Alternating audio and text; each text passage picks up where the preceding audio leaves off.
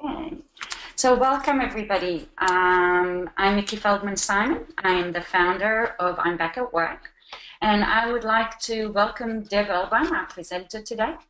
Deb is a big picture career and life coach. She's an author and a speaker.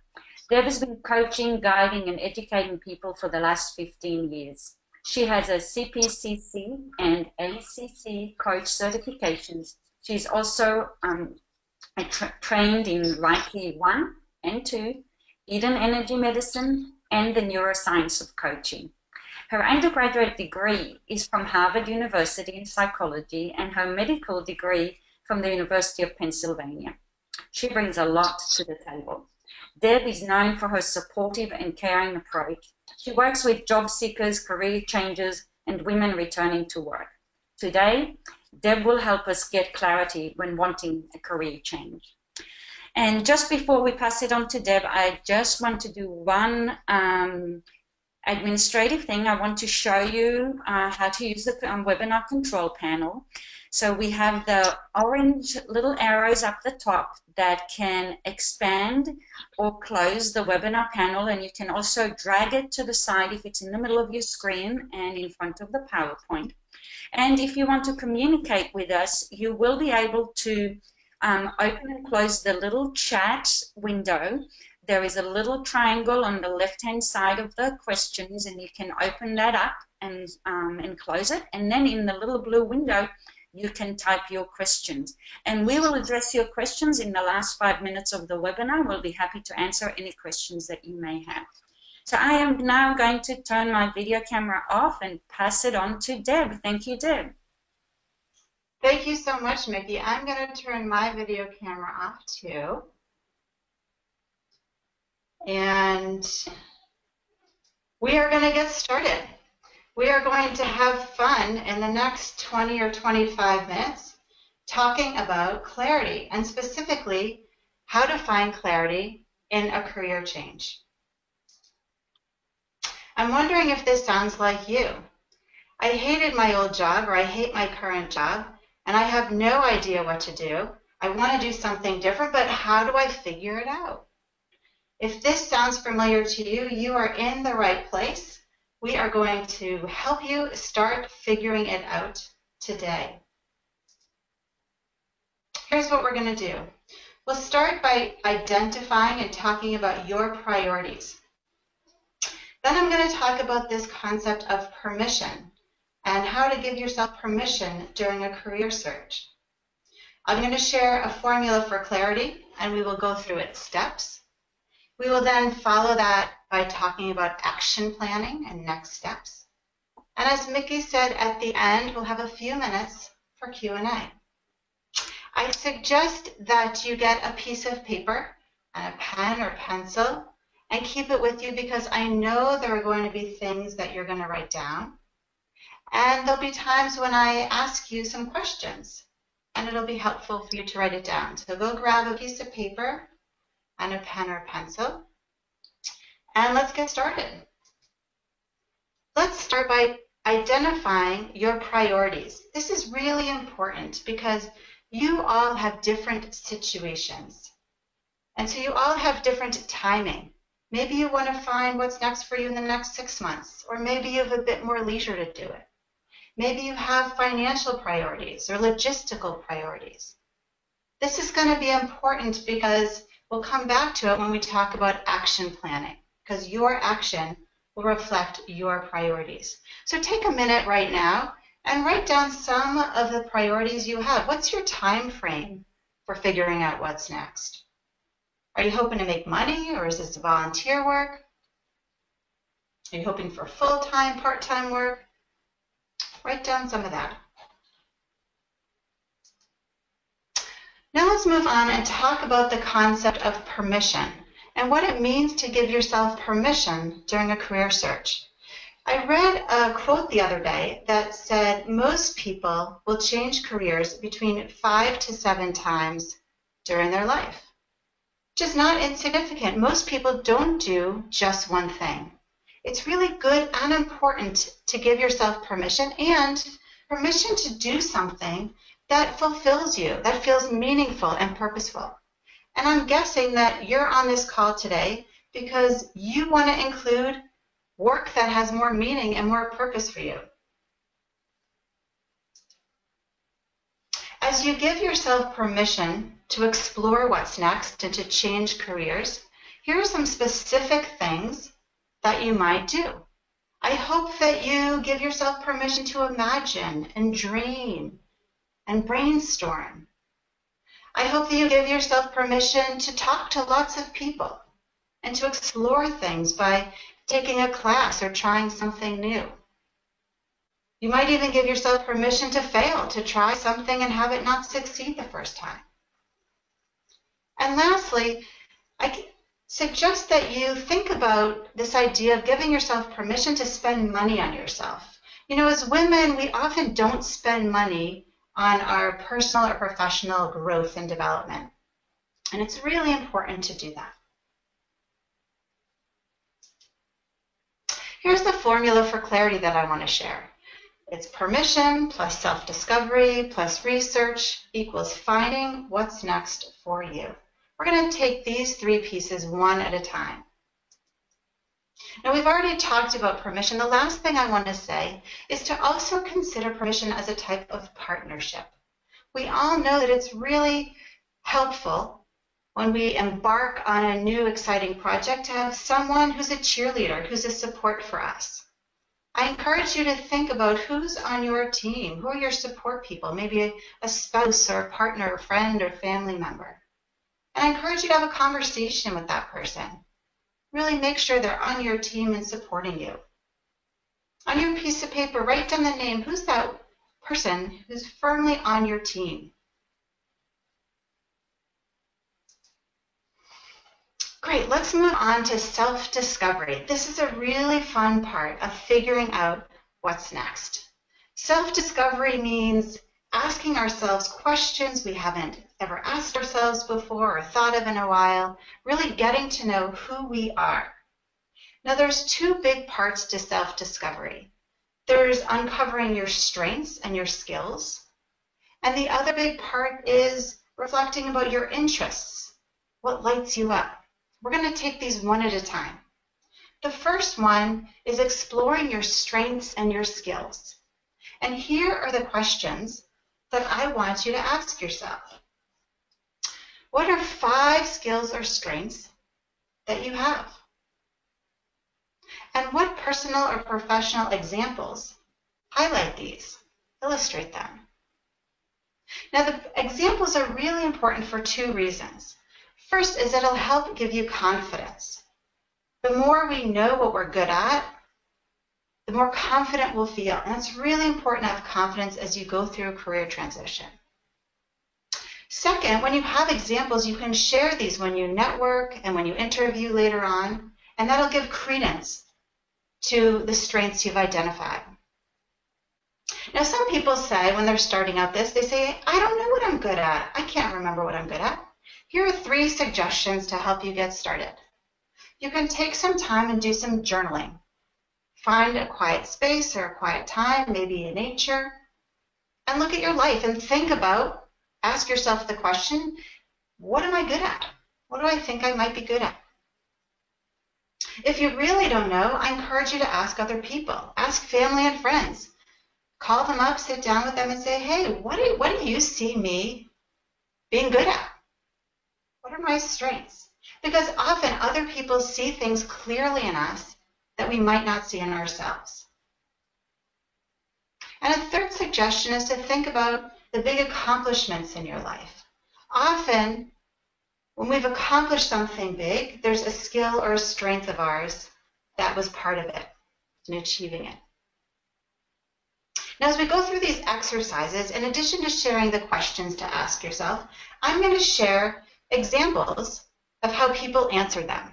And the first example I'm going to share is from my own life. Before I became a coach, I was working as a medical writer, and I was good at it. I was good at writing articles. But the truth is it wasn't fulfilling. It didn't feel meaningful. And so I embarked on this process of self-discovery, asking myself these questions. And I'm going to share the answers that I came up with in thinking about my life. The first example I'm going to share is that I realized I was good at trying new things. And as an example, I point to Toastmasters. If you're not familiar with Toastmasters, it's an organization that helps grow public speaking and leadership skills. I joined this, and as part of that, I had to write and give speeches in front of groups. I'm also good at trying new things, and my example for this is learning Reiki. Reiki is an energy healing modality, and I got certified in Reiki levels 1 and 2. When I thought about my skills and strengths, I also realized that I'm a really good listener. People tell me things. My husband still talks about that time we went to Philadelphia and we're standing on line at a deli, and the person in front of me shared his whole life story. My husband marveled, like, wow, people really tell you things. Those are 2 of my strengths. The other example I'm going to share with you is from a client that I worked with. I worked with a woman a few years ago. She wanted to find something new, and we went through all these exercises that I'm sharing with you, and I'm going to share some of her answers to give you a real-life example. My client did this exercise of looking at your strengths, and she said, you know what, I'm really good at spatial design and creativity. After my home renovation, I decorated all the rooms in my house, and when people come over, they compliment me. She also realized that she's good at taking initiative with minimal direction. She was given some events to plan, and she was able to create a vision and do it thoroughly, take all the steps necessary, and create something wonderful with an attention to detail. I want you to take a minute and write down one thing you think you're good at, and an example, if you can, that highlights or illustrates this. The second big part of self-discovery is reconnecting with your interests. What excites you? What lights you up? What makes you feel purposeful? Because after all, as you find your new career, I'm guessing that you want to align what you're good at with what you really enjoy. Just like I did. I was good at writing, but I didn't enjoy it. I wanted my next career to be something that I also enjoyed. Here's the exercise that goes along with this. First, you need to assume you have all the education and training necessary. You need to let your mind go. Give yourself permission to dream. And brainstorm what are 10 jobs you would love to do. The second part is to identify for each job, why is it on your list? Why did you write it there? And the third part is to come back and look at the big picture and see what themes emerge. When I did this exercise myself, 2 of the jobs I really wanted to do were to be an archaeologist and a TV journalist, like Katie Couric.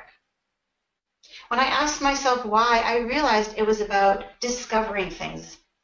As an archaeologist, I wanted to discover mummies in their tombs and find out what medical conditions they had and what they died from. As a TV journalist, I wanted to uncover people's secrets. I wanted to be the one to ask them questions, to have them reveal something they'd never revealed before. As I went through this exercise, a big theme that emerged for me is that I really enjoy learning about people. Here's my client's example.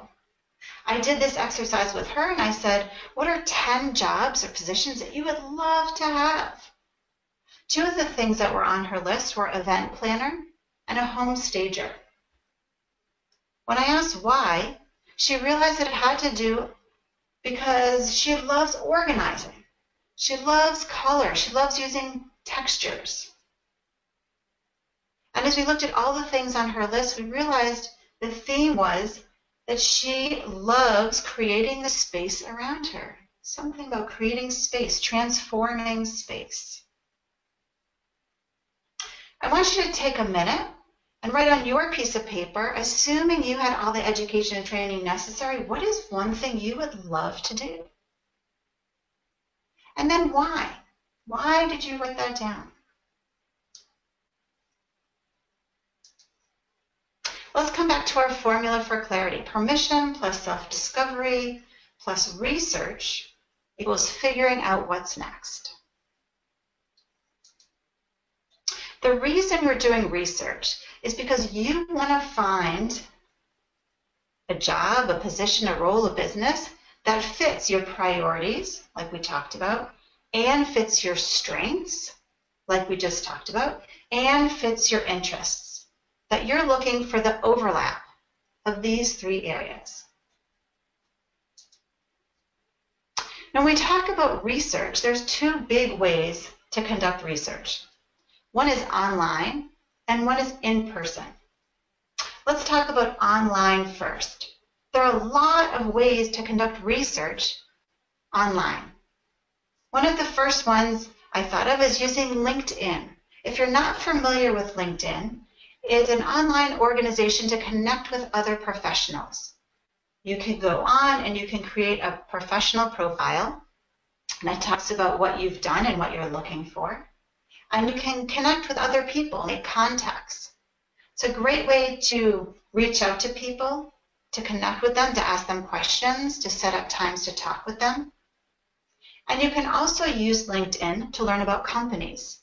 You can follow companies and see what they're up to and get information from them.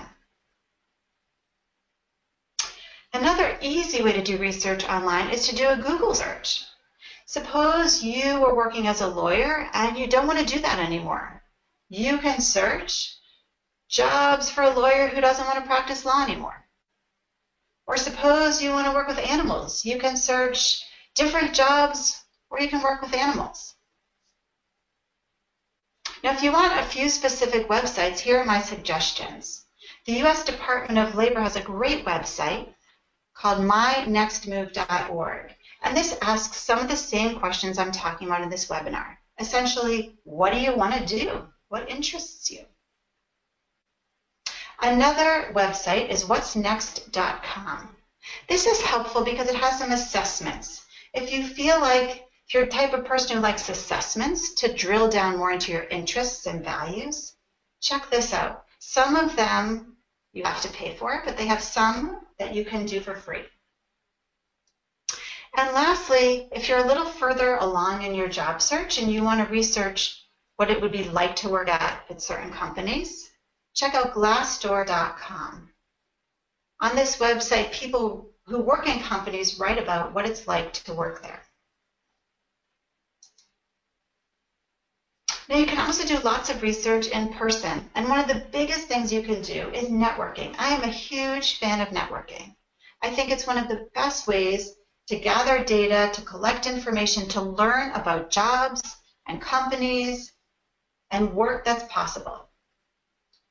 I encourage you to set up informational interviews. This is where you reach out to someone who's doing something that you think is really interesting or who's working in a field you want to explore, and you have a conversation.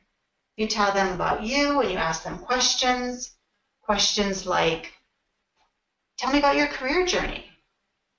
Or what do you like about what you do? What do you dislike about what you do? What advice would you have for someone who wants to transition to this field? In addition to networking, I suggest you volunteer. I have a client who is working in IT and she wanted to explore what it would be like to work with animals. So she volunteered at a local pet shelter to see what all the different roles were in the pet shelter and to see if there's a possibility of employment. In some situations, you might be able to shadow someone. That means to tag along and follow them and see what they're doing. And lastly, if you're considering additional training or certification, I suggest you go to the program if it's local, talk with the people there, and certainly talk with alumni.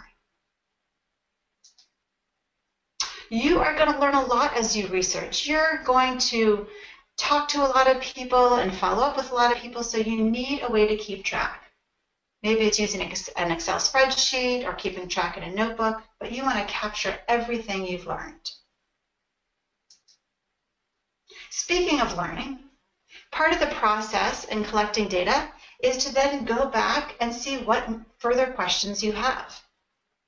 So as I went through this process for me, I did my self-reflection, I went out and researched, And then I came back and I said, okay, let me look at the data I collected and let me ask myself some more questions to further refine what I might be interested in.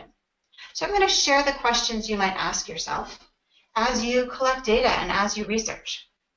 The first question is, based on everything you've learned, what might you really enjoy? What are those jobs or those positions that seem like real possibilities for you? Here's how I answered it. I learned that I might really enjoy being in a helping profession, being a coach or a social worker or a Reiki practitioner. My client learned that she would really enjoy a job that allowed her to help people use and transform the space in their home. Question 2. Based on everything you learned and all the jobs you've explored, which jobs or which careers fit with your priorities?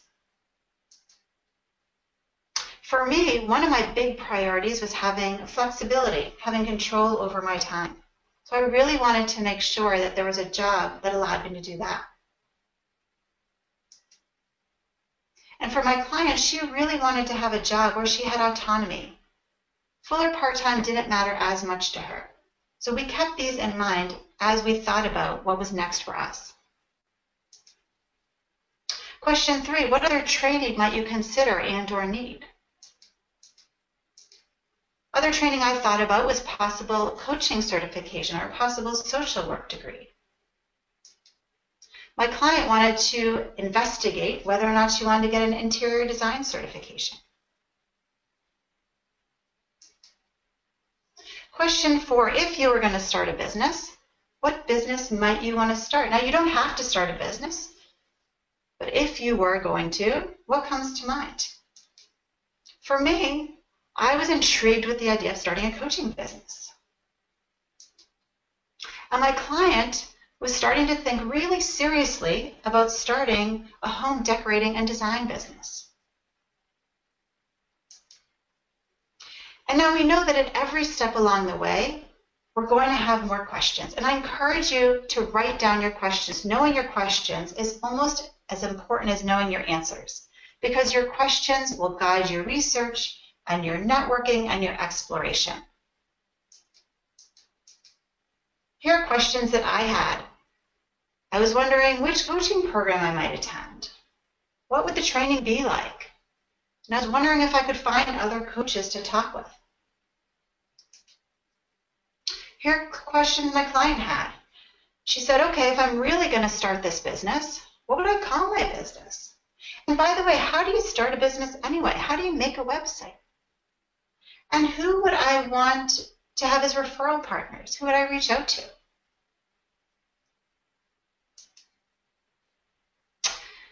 Now we're going to talk more about action. It's probably clear that all along this process, you need to take action. The self-discovery is action, networking is action, research is action.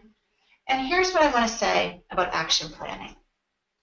In order to do it most successfully, I have a few suggestions. The first is when you have a goal, to break your goal up into baby steps. So don't tackle a whole big goal at once, but break it down into pieces and do one piece at a time. Second, I encourage you to put some time frame on your action planning. So choose something that you're going to do today or this week or within the next 3 weeks. And lastly, build accountability into your action planning. We all know that we're more likely to do something if someone else is holding us accountable than if we're just holding ourselves accountable. So what does this look like in real life? Here is an action plan that I would suggest to you. If you are just starting out, here's a way you can get going in a really concrete way. Your first goal would be to start clarifying your skills and strengths. Let's break that down. First step is to block out 30 to 60 minutes on your calendar. Second step is during that time, list 5 strengths or skills you have. And third step is to ask 2 friends or family members what they see as your strengths. Because like we said, that other people can often see what we're good at, even when we can't. When you do these things, I encourage you to put a time frame on it. Do it in the next 2 weeks. And build in accountability. Tell someone you're doing this and have them check in with you. Maybe it's a partner. Maybe it's a friend. Maybe it's the person you walk your dog with. Here's an action plan example if you're further along. And this was one that my client used at some point. She was ready to start her coaching business, and here were her next steps. Her goal was to create a name and a website for her home design business. The first part of it was to choose a name and to go to GoDaddy.com and to buy the website domain. The second step was to think about her website and plan out the pages. And the third step was to take pictures of spaces and rooms she decorated that she could put on the website. Now, when I worked with her, we always put a time frame on it. So she'd say, I'm going to do this in the next 2 weeks.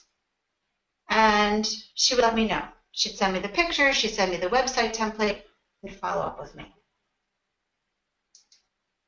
As we're coming to the end of the webinar, I hope that these exercises and examples and action plans that I shared are pieces that you will use to figure out what's next for you in a way that fits your priorities and your strengths and your interests.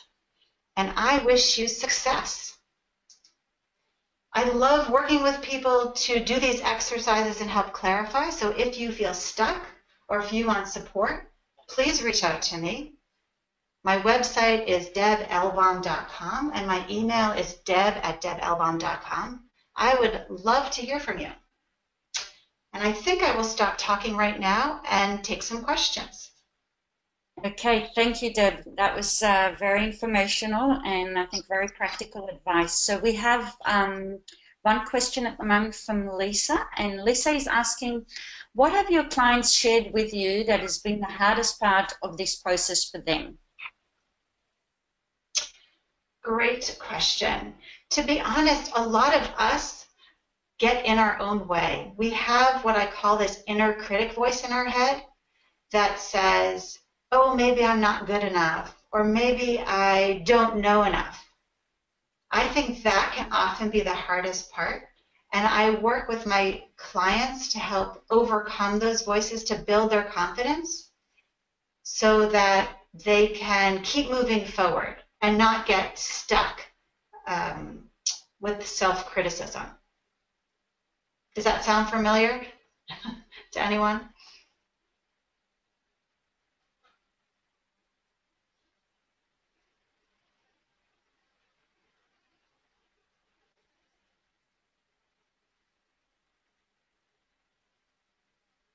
Hello?